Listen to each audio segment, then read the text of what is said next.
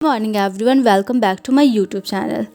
तो आज का हमारा टॉपिक है रिट्स। तो आइए हम लोग रिट्स को समझते हैं। A writ is a written official order issued by the court in order to protect violation of fundamental rights. It is a kind of remedy.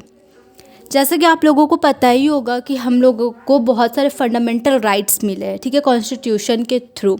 तो अगर कोई भी पर्सन हमारे फंडामेंटल राइट्स को वायलेट करता है, ठीक है, तो हम लोग रिट फाइल कर सकते हैं, ठीक है। ये हमारे फंडामेंटल राइट्स के प्रोटेक्शन के लिए ही रिट्स को बनाया गया है, ठीक है। तो ये एक रिटन ऑफिशियल ऑर्डर होता है जो कि कोर्ट के द्वारा इशू किया जाता है, ठीक है। अगर हमारे फंडामेंटल राइट्स का वायलेशन होता है तो फंडामेंटल राइट्स को प्रोटेक्ट करने के लिए writs can only be issued by the Supreme Court under article 32 of Indian constitution 1950 and by the High Court under article 226 of Indian constitution 1950। तो रिट हम लोग सुप्रीम कोर्ट और हाई कोर्ट में ही फाइल कर सकते हैं, ठीक है। हम लोग डिस्ट्रिक्ट कोर्ट में रिट फाइल नहीं कर सकते। रिट हमेशा याद रखिएगा हाई कोर्ट में फाइल होता है या फिर सुप्रीम कोर्ट में फाइल किया जाता है, ठीक है। Supreme court can issue Ritz only for the enforcement of fundamental rights while high court can issue Ritz for the enforcement of fundamental rights and ordinary legal rights. For example a writ against the decision of N administrative tribunals. तो supreme court writ issue कब करता है? Supreme court सिर्फ fundamental right के case में ही writ को issue करता है, ठीक है। अगर आपके फंडामेंटल राइट्स को वायलेशन हुआ है तो ही सुप्रीम कोर्ट रिट को इशू करेगा। लेकिन हाई कोर्ट का क्या? हाई कोर्ट भी फंडामेंटल राइट्स के केस में रिट को इशू करता है, ठीक है, लेकिन वो ऑर्डिनरी लीगल राइट्स पे भी करता है, ठीक ना। जैसे कि एक एग्जांपल हम लोगों ने लिया है कि एडमिनिस्ट्रेटिव ट्रिब्यूनल, ठीक है, अगर एडमिनिस्ट्रेटिव ट्रिब्यूनल के अगेंस्ट भी रिट फाइल कर सकता high court, but supreme court सिर्फ फंडामेंटल राइट के ही केस में करता है।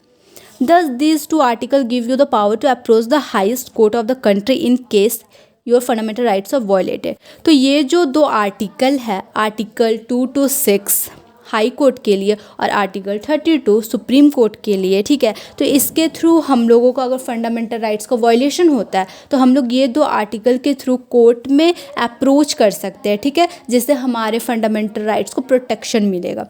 In order to protect a fundamental right, it is not a rule that you first approach the high court then only approach the supreme court, ठीक है। अब हम लोगों के फंडामेंटल राइट के प्रोटेक्शन के लिए हम लोग कोर्ट जाते हैं, ठीक है, हम लोग रिट इशू करवाना चाहेंगे, लेकिन इसके लिए कोई भी मैंडेटरी नहीं है, ज़रूरी नहीं है कि आपको पहले हाई कोर्ट जाना होगा देन आप सुप्रीम कोर्ट जा सकते हैं, ठीक है। आपको जहाँ भी सुविधा मिले, आप जिस कोर्ट में भी जाना चाहे, सुप्रीम कोर्ट, हाई कोर्ट, आप जा सकते हैं। लेकिन फिर यही होगा कि अगर आप डायरेक्टली सुप्रीम कोर्ट जाते हैं तो आपको वहाँ पर बताना होगा कि आपने हाई कोर्ट क्यों नहीं गया, ठीक है, आप हाई कोर्ट क्यों नहीं गए।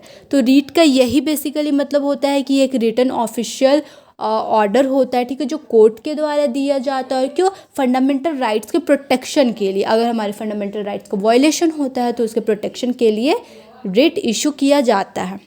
आई होप आप लोगों को रिट समझ में आ गया होगा। और रिट 5 टाइप्स के रिट होते हैं, ठीक है, उसको हम लोग अगले वीडियो में डिस्कस करेंगे। So thank you for watching.